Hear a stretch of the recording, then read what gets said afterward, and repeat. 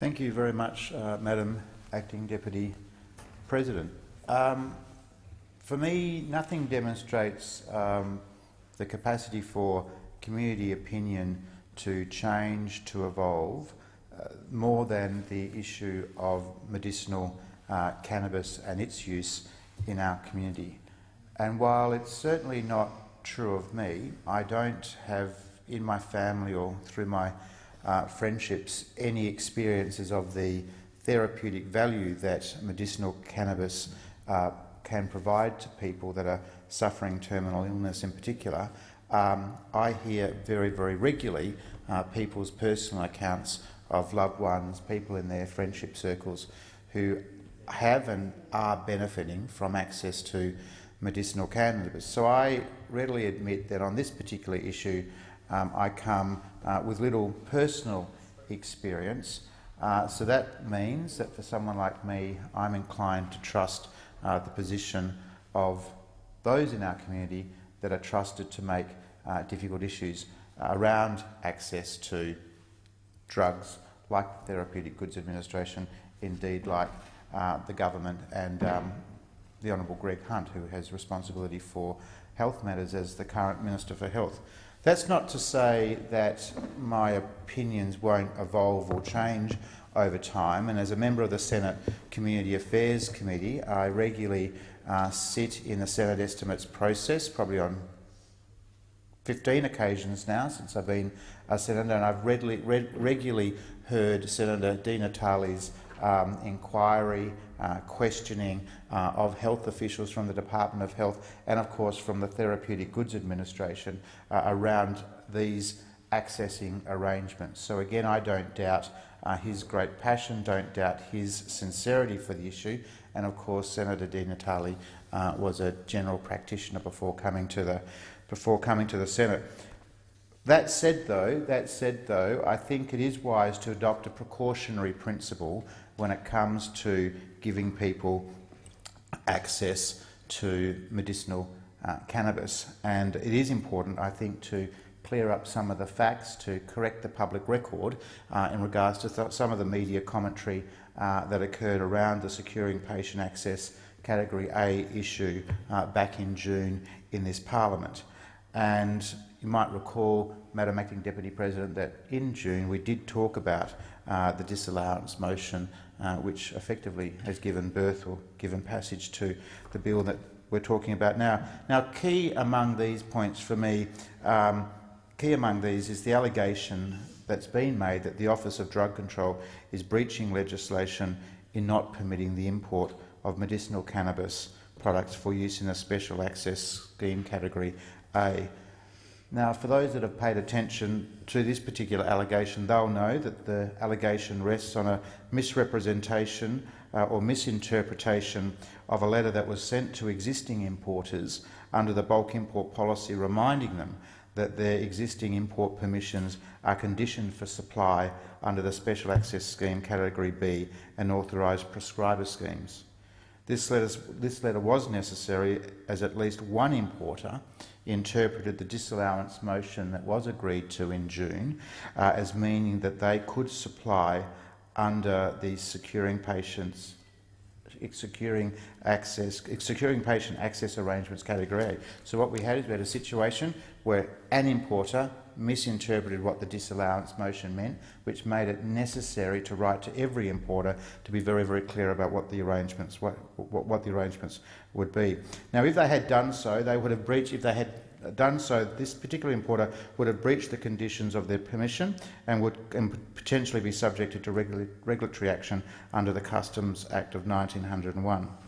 This letter did not say that they could not import for the purposes of supplying under SAS Category A. The Office of Drug Control has always given SAS Category A import applications 1 day priority processing time and continues to do so for medicinal cannabis products that are characterised under the SAS Category A. So since the disallowance motion, though there have been 5 notifications to the TGA, the Office has only received and processed 1 import permission application for SAS Category A. To discharge its regulatory obligations set out in Regulation 5 of the Customs Prohibited Imports Regulations 1956, the Office must necessarily make an assessment of each SAS Category A importation.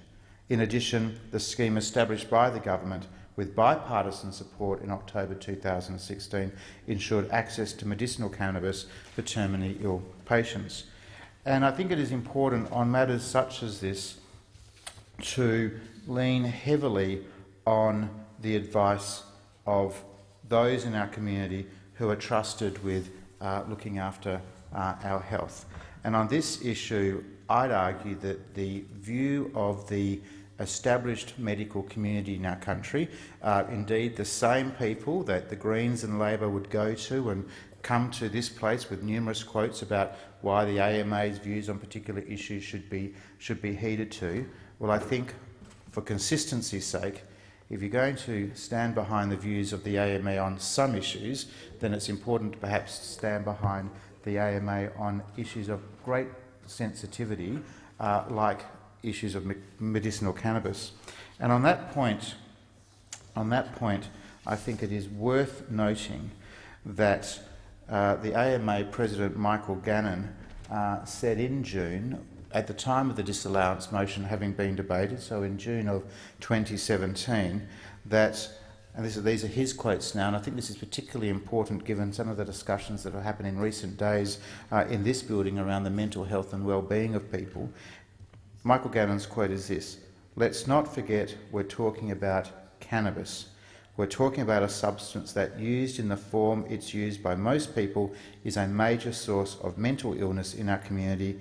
It's absolutely essential that we're assured that whatever's being brought into the country, whatever's being brought in for prescription, is safe." Is safe. Not my words, not the words of well-meaning senators, but the words of Michael Gannon, the President of the Australian Medical Association. He went on to say that in that same Sky News interview in June of this year, he went on to say that we, the AMA, we're satisfied with the process being put in train by Minister Hunt and the government using the Therapeutic Goods Administration process, using appropriate care and diligence that is used for all other therapeutic products. The Australian community would be outraged if prescription medication was rushed in, if someone said that it was okay to use. The Australian people would be outraged if new operations got brought in for that matter, for new foodstuffs were brought in without appropriate care and safety. So what Michael Gannon is saying is that if you have a regulatory regime that keeps the community safe, that does allow for products to be brought to market, that does allow for products to be given to people to support their care, then it's important that there be some consistency around that regime in order not just to relieve people of pain and suffering, but also to protect them and others from unsafe products. I argue that a consistent national regime is important. I accept the point that Senator Leyonhjelm was making, that it's important that that regime be as responsive as it possibly can, but I would argue that on this particular issue, the regime is a good one, it is responsive, and it is meeting community expectations.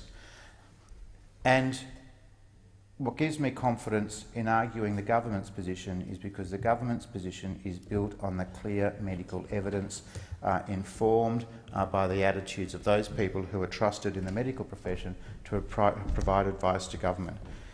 The government continues, of course, to take advice from the TGA, the medical profession, including the Australian New Zealand Society for Palliative Medicine, which I think is a particularly important organisation when considering the safe and proper use of medicinal cannabis, the Australasian College of Physicians and the Royal Australian College of General Practitioners, that it is potentially dangerous to patient safety to allow access to medicinal cannabis products through the Special Access Scheme Category A. Unlike other registered medicines, they are prescribed through this scheme with one medical exception. No medicinal cannabis product has been subjected to a full safety, quality and efficacy assessment by a competent medicines regulator anywhere in the world. there is not easily accessible evidence of safety available to guide prescribing decisions in accordance with doctors' medico-legal obligations to their patient. And I think this is the most important point in the brief time that's available to me. Terminally ill patients already have access. This does not mean that terminally ill patients cannot have access to medicinal cannabis products. Where doctors have educated themselves and demonstrated clear understanding of the risk or benefit profile, they gain timely approval from the Therapeutic Goods Administration to prescribe the medicine under the SAS Cat B category. This happens in as little as 1 day. Let me paraphrase. The current regime protects safety, protects patient safety, puts a requirement on medical practitioners, and that regulatory process is achieved within 1 day. The argument that ill people are suffering delays in regards to use of medicinal cannabis in their care is not true. And that statement provided to me by the Minister for Health demonstrates that point very, very clearly.